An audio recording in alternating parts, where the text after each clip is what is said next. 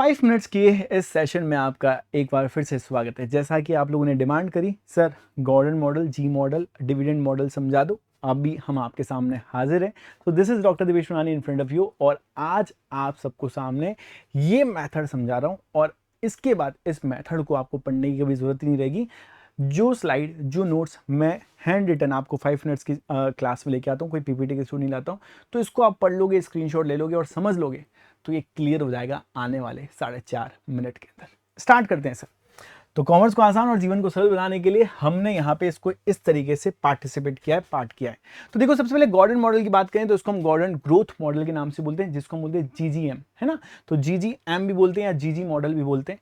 दूसरा इसका नाम है डिविडेंड कैपिटलाइजेशन मेथड के नाम से भी इसको जाना जाता है। किसने दिया था सर, है ना, जे गॉर्डन ने दिया था, मायरन जे गॉर्डन ने इनको प्रोवाइड किया था। इनका फोकस क्या था, फर्म की वैल्यू डिविडेंड वैल्यू से अफेक्ट होती है, कि जो पूरी फर्म की वैल्यू ऑफ फर्म है वो डिविडेंड की वैल्यू से क्या होता है, अफेक्ट होता है, इनका ये कहना था। चलो ठीक है, डिविडेंड को इन्होंने क्या कर दी थी, सबसे ज्यादा इंपोर्टेंस दी थी, क्योंकि इसका नाम ही क्या है, डिविडेंड कैपिटलाइजेशन मेथड। तो इंपोर्टेंस किसको दी, डिविडेंड को दी थी। अच्छा, इन्वेस्टर्स जो हैं वो करंट डिविडेंड पे ज्यादा फोकस करते थे। आज मैं एक इन्वेस्टर हूं तो मुझे क्या चाहिए, करंट टाइम पीरियड के अंदर रिटर्न चाहिए, डिविडेंड चाहिए, शेयर होल्डर्स को क्या चाहिए, डिविडेंड चाहिए। और इसी पर्टिकुलर मेथड को हम क्या नाम से जानते हैं, बर्ड एंड हैंड थ्योरी। तो 4-5 पॉइंट क्या क्या पढ़े वो क्लिक कर लो अपने माइंड के अंदर। नाम क्या है, सब बर्ड एंड हैंड थ्योरी के नाम से भी हम इनको जानते हैं। नेक्स्ट पे आते हैं, इसका फॉर्मूला देखते हैं। फॉर्मूला क्या है, पी मतलब कि यहाँ पे हम बात करें प्राइस, करंट मार्केट प्राइस की बात करें। डी1 मतलब कि यहाँ पे एक्सपेक्टेड डिविडेंड जो कि नेक्स्ट ईयर का है वो देख रहे हैं। के मतलब कॉस्ट ऑफ इक्विटी या फिर रिटेंशन रेट ऑफ रिटर्न की बात करें। जी मतलब कि ग्रोथ की बात करें, ग्रोथ रेट ऑफ डिविडेंड की बात करें। ठीक है, ग्रोथ रेट का फॉर्मूला अगर हम देखें तो ग्रोथ रेट का फॉर्मूला क्या बताता है, तो G equals to B into R. B मतलब कि रिटेंशन रेशियो की बात कर रहा है, आर मतलब कि rate of return on investment कितना था उसकी बात कर रहा है। अगर मुझे इस पर्टिकुलर मेथड का वैलिडेशन जानना हो कि कैसे ये मेथड सही है या नहीं है, वैलिडेशन कैसे होगा, तो बड़ा सिंपल तरीका है वैलिडेशन करने का गॉर्डन मॉडल को। तो यहाँ पे के that is a cost of equity should be greater than the G growth rate of dividend. ठीक है, तो ये अगर एरिया रहेगा, ये वाली सिचुएशन अगर बनेगी, तो मतलब कि ये मेथड क्या है, वैलिड है। बट इफ यहां पे if the G is greater than और equals to K cost of equity, तो ये पर्टिकुलर इनवैलिड होगा। क्यों इनवैलिड माना जा रहा है, क्योंकि सर यहां पे डिनोमिनेटर जीरो हो जाता है या फिर नेगेटिव आ जाता है, तो वैल्यू ऑफ शेयर्स होती है वो मीनिंगलेस हो जाती है। तो इसलिए इसको यहां पर इनवैलिड मानेंगे। वैलिड क्या होगा, जब cost of equity should be greater than to the G मतलब कि growth of rate of dividend. ठीक है, चलो अब यहां पे मैं कुछ पॉइंट्स लेकर आया हूं, लॉजिक पढ़ते हैं सर।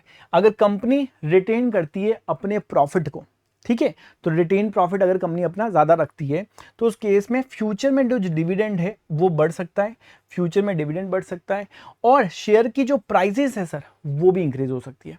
पॉइंट नंबर 2, अब ये कुछ एजम्पशंस हैं, एग्जैक्टली आपके स्टेटमेंट बेस्ड क्वेश्चन में आते हैं। आज भी हमने कुछ क्वेश्चंस के थे उसमें आए थे, तो मोस्टली देखे जाएंगे आपको एग्जाम में, पीवाईक्यू में ये क्वेश्चन दिख जाते हैं।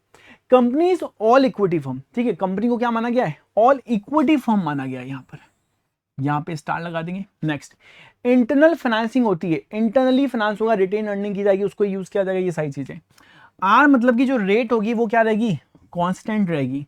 कॉस्ट ऑफ इक्विटी क्या रहेगी, कांस्टेंट रहेगी। फर्म के पास जो लाइफ है उसको हम परपेचुअल इनफाइनाइट लाइफ मानेंगे, ठीक है।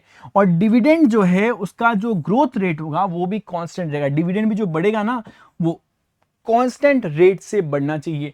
ये कुछ एजम्पशंस है, एग्जैक्टली इसको याद रखना, इससे क्वेश्चन डायरेक्टली बन जाते हैं। शॉर्टेस्ट फॉर्म में लिख दिए, बेस्ट फॉर्म में लिख दिए, लैंग्वेज कहीं भी क्वेश्चन में दिख जाए पकड़ लेना उसको, ठीक है। और सबसे लास्ट बट सबसे इंपॉर्टेंट पार्ट है यहां पे रिलेशनशिप हम देखेंगे।